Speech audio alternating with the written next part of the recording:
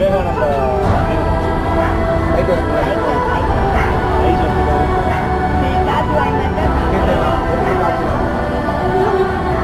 இப்போதான் சாப்பிட்டோண்ணா இப்போதான் சாப்பிட்டோம்.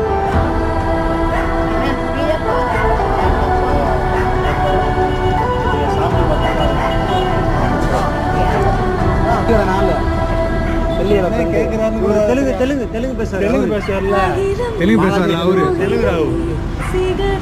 தெலுங்கு பல்ராம் நாயுடு நாகராஜ் ரெட்டி நாகவர்த்தன் இவன் மறந்துடுவான். சரி, வர இங்கே தான் இருப்பீங்களா?